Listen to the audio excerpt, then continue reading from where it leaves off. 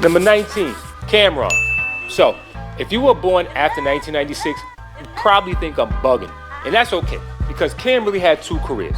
Listen, y'all, since 1993, there goes that year again, it wasn't uncommon to hear young KFC spitting the Hot 16 in what used to be called the underground scene. Now, on mixtapes like Craig G, Clue, and K-Slay before the Street Sweeper series. The 90s Cam was a beast. You could compare him to like one of the best pound-for-pound fighters of that generation. The versatility was there, the storytelling, the New York gritty lyrics, the wordplay, even the comical side of it.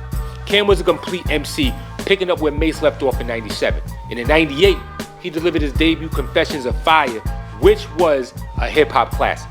I just moved to Atlanta the summer that joint dropped, and it was just what the doctor ordered. I'm telling you. Tracks like 357, Horse and Carriage, D-Rugs, Death, Glory, Who's Nice, Confessions, Wrong Ones, and Pimps and Pimp were all bangers on that album.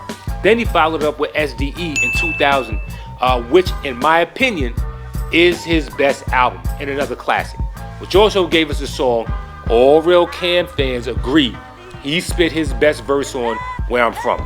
This album aligned Mr. Giles with the upper echelon of the game, only to set the stage for him to take his music to greater heights by signing with Rockefeller. Come Home With Me led with the singles Old Boy and Hey Ma, which charted number 4 and number 3 respectively on the Billboards.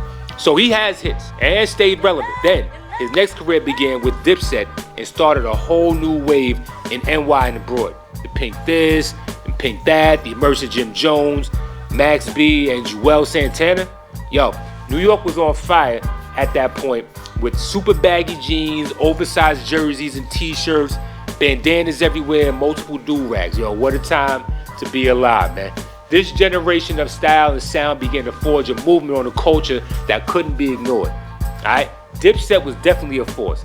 Cam single-handedly was waving the flag for Harlem since Big L passed, and just like L put his fam on, Cam did the same thing to continue to put on for Harlem. A lot of the hip-hop community does not consider Cam a top-tier lyricist or MC because of his more popular tracks after the Purple Haze era. Now, I'll admit, there was a lot of silly stuff on there where he did write, but in the midst of that, he always found a way to remind us that he still had it.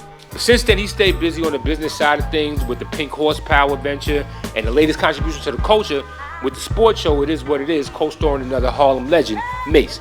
His songs definitely have a level of playability at most functions with Old Boy and Hey Ma, and for the hip-hop purists, there's plenty to choose from as well. One of the last pure MCs to get it done the old-fashioned way through the underground and mixtape scene, and we can't also forget the classic portrayal of Alpo in the movie Paid in Full, which adds another notch to his belt. You might hate to admit, but he does earn a spot on the list. Now get me Sabian!